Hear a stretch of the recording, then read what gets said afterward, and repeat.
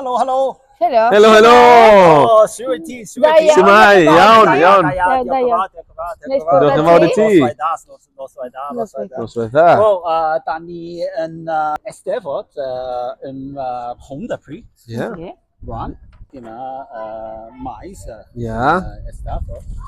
Ron, Mike and me, Die, West Die, Ben down. Yawn. Geen probleem. A hotspot, Hoon, Do, Patagonia. Oh, Patagonia. Yeah. Da, yawn, yeah. Descurda-te.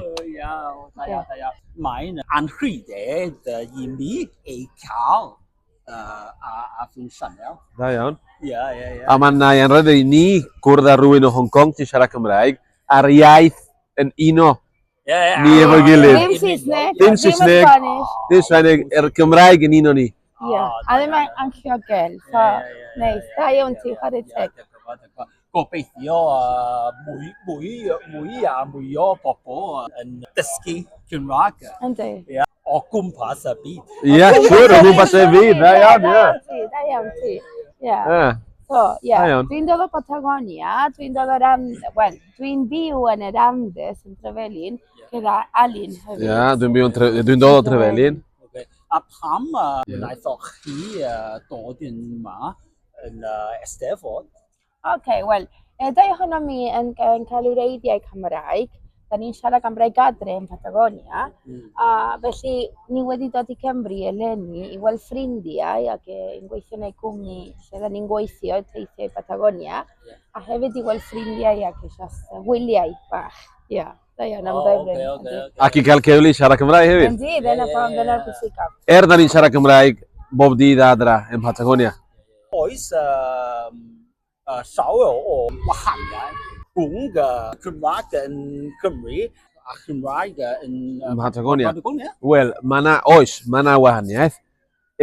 Rwan, o'n i nawr efo athrawon. Mae gennym ni athrawon o Gymru sy'n mynd bob flwyddyn i Patagonia. Felly, mae'n dechrau newydd. O, ma' 'na gwahaniaeth, oes. Mae'r tafoddiaeth Patagonia yn gwahanol. Mae fel cymysg o'r gogledd a'r dde. A hefyd mae 'na rai geiriau o'r Sbaeneg wedi dod i fewn yn y Cymraeg ni. Okay. So, enghraifft, mae pobl yn Patagonia, os ti'n siarad gyda chyn pobl yn Patagonia, dydyn nhw ddim yn dweud Haken, maen nhw'n dweud dim ond Teisen.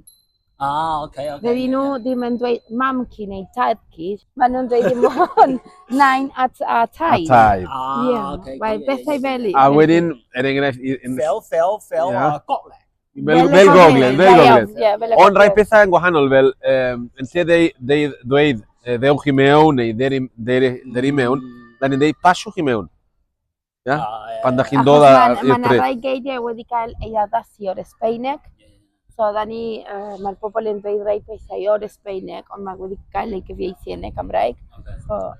A hefyd mae yna rai pethau o'r hen Cymraeg, felly da ni'n dweud yn lle dweud penblwydd hapus, da ni'n dweud penblwydd llawen. Dwi'n meddwl mae gormod o eiriau Saesneg yn Cymraeg yn Chymru. Oes. Enghraifft hapus, Hapus. llawen. Ie, llawen. Fasau'n well gen i ddefnyddio llawen yn Rhianna Hapus. Ie, Hapus. da iawn. Da iawn, wedyn iawn. A yn fy mam ni, mae'n digwydd yr un beth gyda'r gair music. Enghraifft, mae bobl yn dweud diwrnod y music Cymru, diwrnod cerddoriaeth Cymru. Ie, mae yna gair. Achos mae yna gair arbennig yn barod ar gyfer y... Mae gair ffrind dod o friend yn y Saesneg. Felly, wyt ti ddefnyddio cyffau? Cefail? Na. Na, ffrind a ffrindiau. Mae wedi mynd i Patagonia hefyd, mae'r gair wedi mynd hynny. Cefail wedi'n dweud i bobl wedi'n nabod gweithio, fel bobl sy'n gweithio gyda ti, neu nid y ffrindiau agos. So, dyna, ti'n gallu ddefnyddio'r gair cefail. Cefail, ond da ni'n ddefnyddio'r gair ffrindiau hefyd. Ffrindiau hefyd, ie. Okay. Ond, da ni'n siarad tipyn bach o Saesneg, ond mae yna pobl Patagonia sydd ddim yn siarad Saesneg, ac yn siarad Cymraeg a Sbaeneg, maen nhw'n defnyddio geiriau fel ffrind, a dydyn nhw ddim yn gwybod bod geiriau Saesneg iddyn nhw. Maen nhw'n meddwl bod geiriau Cymraeg iddyn nhw. Achos mae'r hen Gymraeg, weles ti, mae wedi troi fel hyn, so. Faint o bobl yn Patagonia sy'n medru Cymraeg? Iawn, da ni ddim yn gwybod yn iawn, ond maen nhw'n dweud bod yna tua 5,000 o bobl yn gallu siarad Cymraeg. 5,000? Ia, ond dwi ddim yn siŵr. Mae yna 3 ysgolion Cymraeg, 3 ysgolion Cymraeg, ysgol cynradd, mae yna 2 ysgol uwchradd, wel, a mae yna ar Cymraeg gael ei ddysgu hefyd fel pwnc yn ysgolion eraill.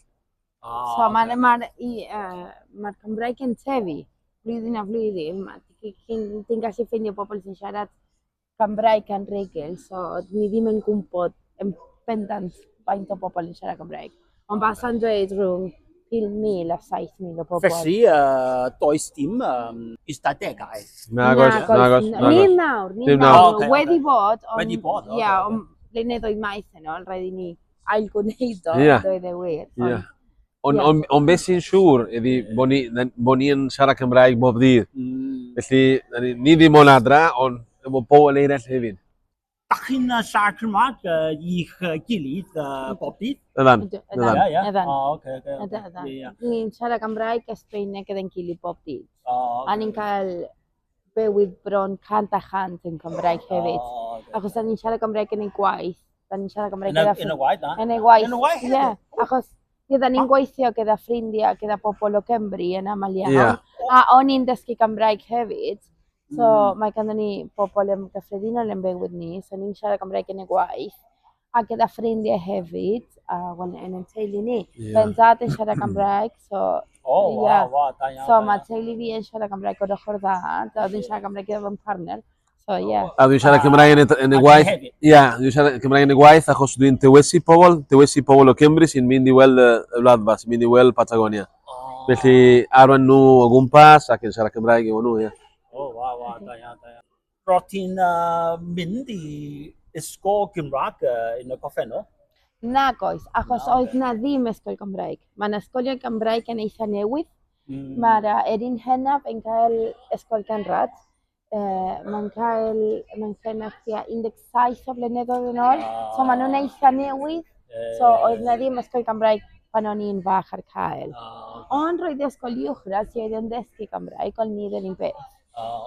O'n i ddim yn mynd i'r ysgol Gymraeg fel ysgol swyddogol, o'n i'n mynd i, be maen nhw'n galw, ar ôl beithrin, fel intro neu 2 tro ar gweithnos i chwarae yn Cymraeg ac yn beindio yn y Cymraeg, canu. A fi, na, ond na ddim ysgol Cymraeg pan o'n i'n fach o gwbl. Felly, oedd teulu fy nhad yn siarad Cymraeg, felly o'n i'n clywed Cymraeg, ond wedyn es i ddosbarthiadau Cymraeg. Ac yn gwella am y Cymraeg ac yn dechrau siarad yn rhugl. A lle roedd ti'n dysgu Cymraeg? Darllen? Ie. Wel, o'n i'n siarad tipyn bach o Gymraeg adre, pan o'n i'n fach, achos fe'n dad yn siarad Gymraeg, ond fe mam ddim, mae hi'n siarad Sbaeneg. Ond o'n i'n mynd i'r wersi fach Gymraeg fel o'n i'n dweud, ond nes i gael ysgoloriaeth 2 waith i ddod i Cymru i astudio Gymraeg yn y brifysgol. So, dwi'n gallu dweud bod nes i ddysgu siarad Gymraeg yn rhugl yma yn Cymru, yn Caerdydd ac yn Aberystwyth. A dwi wedi bod yn Cymru hefyd yn yr coleg Llanwndefri. Fi sy'n y coleg am flwyddyn yn Cymru. Pan o'n i'n 17. Beth ydych chi'n meddwl am ddyfodol yr iaith y Gymraeg yn Patagonia? Wel, dwi'n eitha positif, os ydy'r gair yn iawn. Cadarnhaol? Cadarnhaol, ti'n iawn. Da iawn. Felly, rhaid cadarnhaol am y ddyfodol yr iaith Gymraeg yn Patagonia. Yn enwedig efo'r ysgolion Cymraeg. Mae'n ysgolion cynradd, ysgol uwchradd, a rwan mae yna gradd i fod yn athro yn mynd i fod am y flwyddyn nesaf falle.